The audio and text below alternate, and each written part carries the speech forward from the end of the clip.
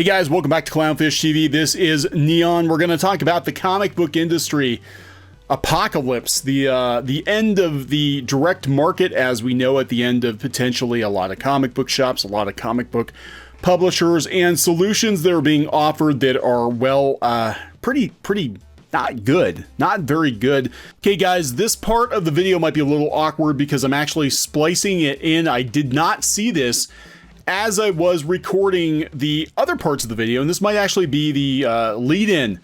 Marvel just ordered pencils down. Marvel orders pens down on 1/3 of its line for May and June, coming from the beat. Not surprising at all. I am going to splice this into the beginning of the video, so if the transitions are a little weird, that's why. The pause is intended to help spread the amount of publishing product over the coming weeks and months. No, the pause is intended to save money. Disney is bleeding out right now. Disney is bleeding. I'm telling you, I think we're going to see the end of Marvel Comics very, very soon. Some bad news to close out the first week without new single issue comics for the foreseeable future. Newsarama reports that Marvel has placed work on pause for 1/3 of its publishing line scheduled for release in May and June. A spokesperson for Marvel told Newsarama that the pause is intended to help spread the amount of publishing product over the coming weeks and months. The move makes a certain sense given that there are, as of this writing, no plans to release new single-issue Marvel comics for the foreseeable future. Diamond's currently not receiving any new titles to retailers. They're not even giving people their money. They're not giving publishers their money. Earlier this week, Marvel President Dan Buckley clarified earlier conflicting reports to say that the publisher would also not be releasing titles digitally, at least for the past Wednesday, though they did keep their options open in regards to longer term plans. Of course they did. They have to bring in money. Disney's looking at them. Disney just laid off, well, they're calling it a furlough, but they got rid of a huge portion of their theme park employees. They're cutting back executive salaries at the company. Disney is in dire straits right now. They're not in a good place, and anybody who tells you otherwise is foolish. They had to borrow money. A week into the shutdown, they had to borrow billions of dollars. According to Newsarama, Marvel has not revealed plans yet on when or how they plan to release the remaining 2/3 of the titles. Despite the logic behind it, the pausing of work is a serious blow to the freelance creators working on those books. They're being put on hold. Marvel currently releases around 100 titles a month. So that's 33 creative teams of 4 to 5 creators, or roughly 132 to 165 people, now out of work for the foreseeable future. The Marvel spokesperson told Newsarama that creators would still be paid for work that's already been completed, but that doesn't help them going forward. The recently passed CARES Act does extend unemployment benefits to include freelancers and contractors, so at least those impacted are entirely on their own. This is over.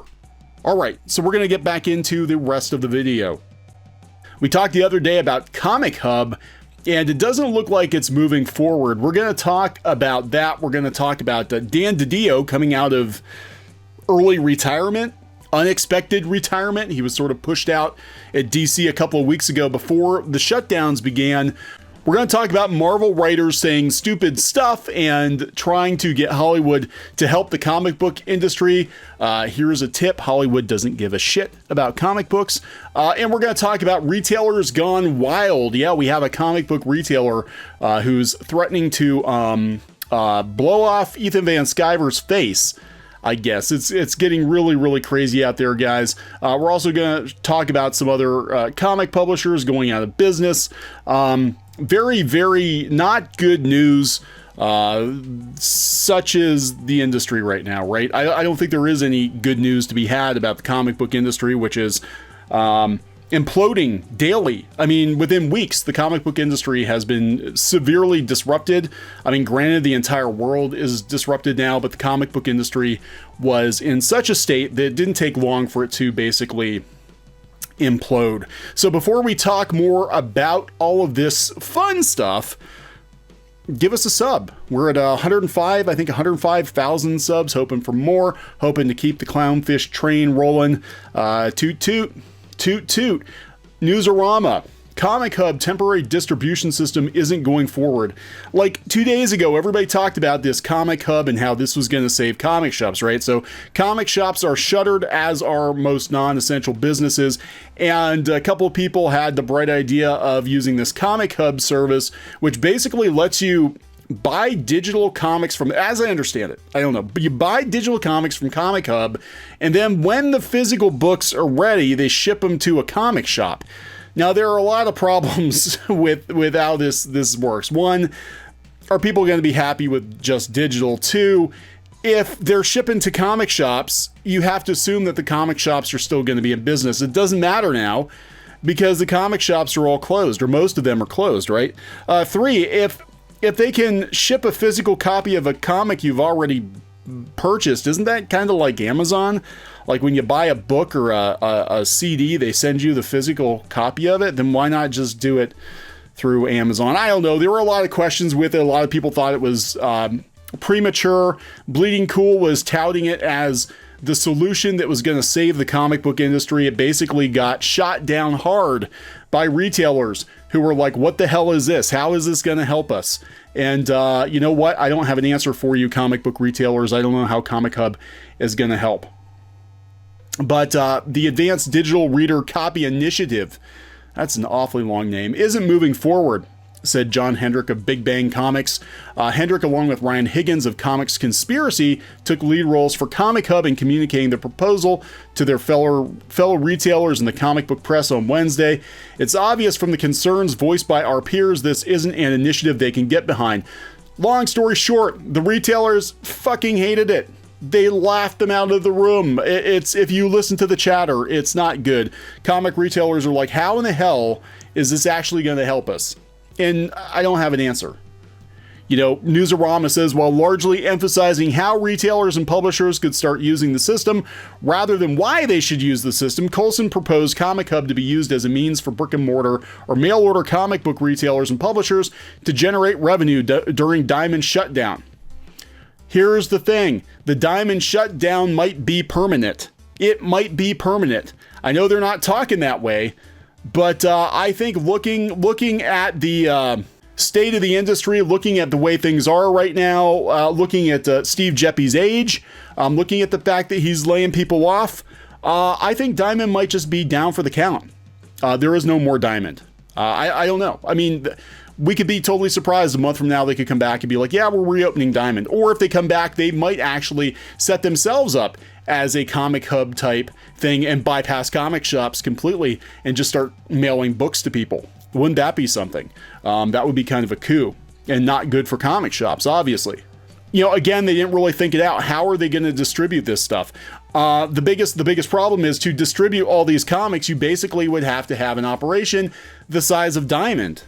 I mean, you really would, because you're taking all these orders, all these comic shops are taking all these orders, and then when things open up again, if it's, 2 months or 3 months or 6 months or God forbid a year, then you've got to fulfill like a year's worth of pre-orders. And who's going to do that? Who's got the warehouse space for it?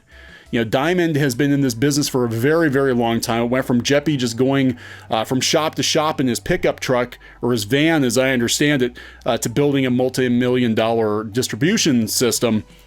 You're not going to be able to do that. You're not going to be able to replace that in a couple of weeks or a month. So anyway, go out to The Beat. They did an article on it too. Retailers are not happy. Why do retailers get blamed for not jumping for joy at the arrival of a half-baked solution? The concept of buying digital copy and reserving a physical copy is great. We should already be doing this. However, the way it was rolled out with no real explanation, no buy-in from Marvel or DC made it dead in the water, not the retailer's fear to adapt. I'm willing to make drastic changes, but only if they make sense. I don't see how it makes sense. How long do people think comics would continue to be produced based on digital advanced sales alone?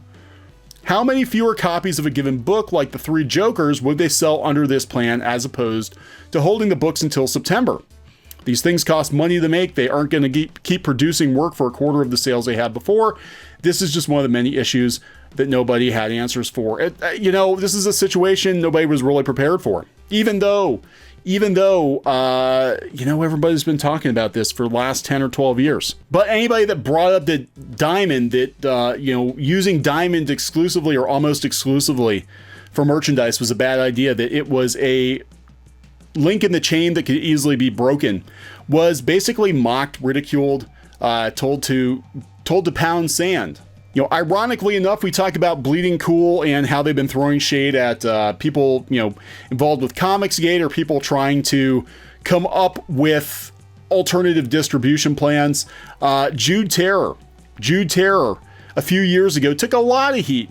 Saying things that Comicsgate basically has been saying, that the comic book industry is in a bad place right now, that you can't just depend on Diamond, that things are bad. And this man, he got panned all over Twitter. Everybody told him to go pound sand, and here we are. Just want to point that out.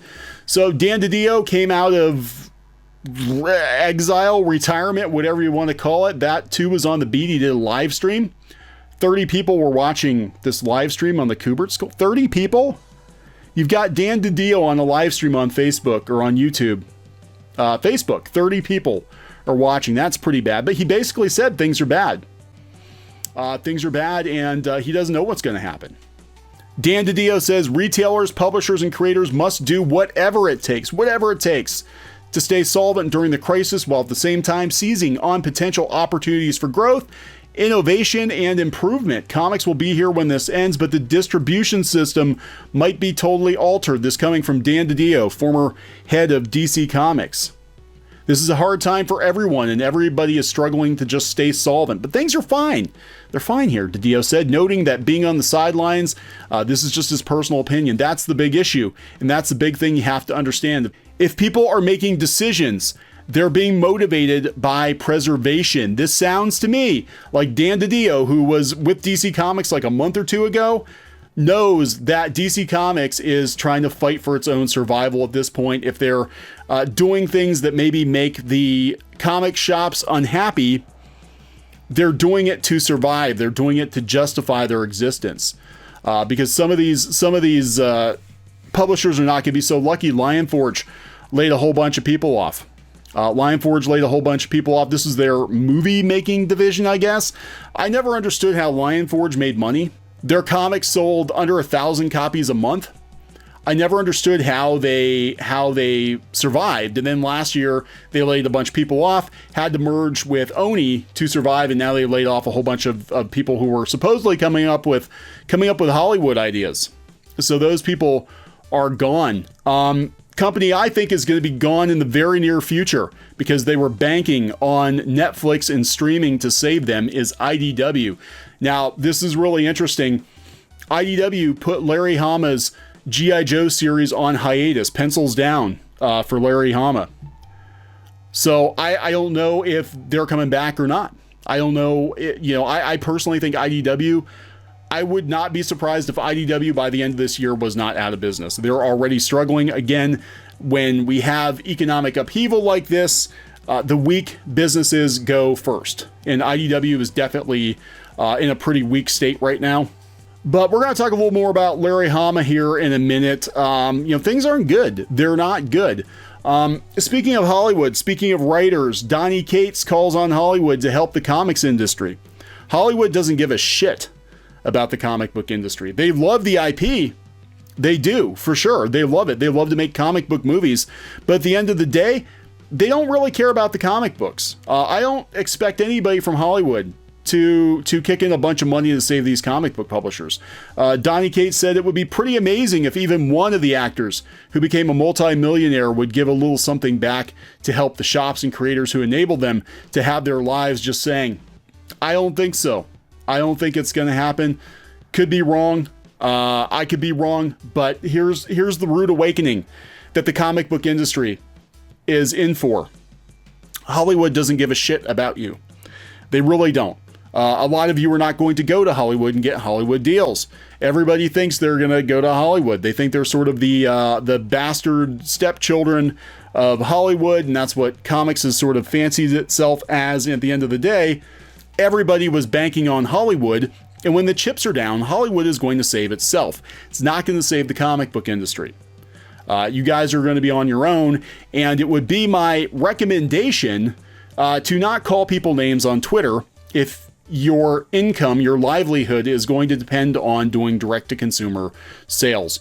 Just a little bit of advice. A lot of these Marvel people, Marvel writers, including Donny Cates, are pretty arrogant. You follow them on Twitter and you see the kinds of shit they're saying, the kind of mud they're slinging at potential customers. It's a really bad look. They thought the gravy train was going to roll on forever, and it's not. So now, a lot of these people were under the false belief that Hollywood would come to their aid, that they were basically a hop, skip, and a jump away from Hollywood. Now they're going to realize that Hollywood doesn't really give a shit. They don't care. Hollywood's going to save its own neck. They have their own problems they're dealing with right now. And, if it comes down to it and Marvel and DC get shut down, which, could be more and more possible as this thing drags on, that one or both get shut down, then you're going to have to sell direct to consumer. And if people don't like you because you've been an asshole to them on Twitter, they're not going to buy your stuff, man. They're not going to buy your stuff. So Hollywood is not going to bail out comics. No way, no how. In fact, they'll probably drop comics like a used tissue. If the chips are down, they have to save some money. I look for Warner and Disney to cut loose their comic book publishing divisions, especially if you can't even sell freaking comic books. I can almost guarantee it in the not too distant future. So let's talk about just comics gone wild. This is crazy. Ethan Van Sciver, we talked about him the other day, talked about the heat he's been getting from Bleeding Cool. Again, the world's gone mad. Comic book people have always been, comics tends to attract some people that are a little unhinged, right? They tend to. But now that the chips are down, now that it's very clear that the comic book industry is imploding, now people are really ramping up the crazy talk. I mean, that's the best way I can describe it. This guy, Atomic Basement Comic Shop owner Mike Wellman, took to Facebook and threatened to blow off Ethan Van Sciver's face, apparently over a Larry Hama tweet. Larry Hama said about Comicsgate, he said it's a group of pros who are reviving waning careers by pandering to misogynist, racists, and homophobes. They have hit a hard list of creators, or they have a hit list of creators they consider libtard SJWs. I guess I'm on that list too, Larry. I'm a libtard SJW because I am not a right winger, believe it or not. Pretty much everybody I admire in the business is on that list, so I'm rather proud of my inclusion. Larry Hama, pencils down. IDW is kicking him to the curb, unfortunately. So anyway, this whole thing blew up. Ethan Van Sciver said, hey, we have a lot of respect for you, Larry Hama. And I know if you watch Zach, Diversity in Comics, he's a huge G.I. Joe fan. He also has a lot of respect for Larry Hama. And, it sounds to me like Larry Hama is just listening to industry scuttlebutt from worm tongues telling him what's what, even though he doesn't have a lot of personal experience. Anyway, this Mike Wellman guy pops into the conversation, says he's going to beat the living fuck out of Ethan, and then he's going to blow his face off. I mean, this is just a whole nother level of insanity. He wants Ethan Van Sciver's home address. And the police should be actually concerned. They should be concerned because he's going to come to Ethan's house and blow his face off. That is a fact. Well, that is a threat. I would have made that threat online there, Mr. Wellman, because I have a feeling you'll probably be hearing from some police officers or FBI agents. Not good. If you read this articles on Bounding in the Comics, you can see that Van Sciver tried to de-escalate the situation, but Wellman just does not seem like he's in a very good place right now. He would have none of it. But the industry is just gonna eat itself. It's gonna destroy itself. I think we're going to see more and more of this. We're only 3 weeks into this thing, and it's folding like a house of cards. This is how weak the comic book industry is, and I'm not happy about it at all. I mean, people are like, oh, all you YouTubers are thrilled. No, we're not. I love comics. I've worked in comics for years. I've got friends that work in comics. It's not good, but it could have been avoided. The damage could have been lessened if people had actually listened to things that have been said over the last decade and try to diversify a little bit. Now, comics as an art form will go on. We'll have people doing independent comics, of course. We'll have, manga and graphic novels. Those things will go on. But, the corner comic book shop, the local comic shop, it's going to go the way of the arcade. It's so many of these shops are going to close. So many of these smaller publishers are going to go out. It's definitely the end of an era, and it is sad. It's sad. But just because it's sad doesn't mean it gives people a reason to behave like psychopaths. So, I'm going to wrap this one up. We're going to keep an eye on this situation. It is getting crazier and crazier as the days go on, just like the rest of the world, right? So please subscribe for more pop culture, news, views, and rants, and we'll talk later. Hey guys, thanks for watching Clownfish TV. Please consider supporting the channel. Go to clownfishsupport.com. That's clownfishsupport.com. And if you want to join our community, go to clownfishtalk.com. That's clownfishtalk.com. Please subscribe, ring the bell for notifications. We will talk to you next time.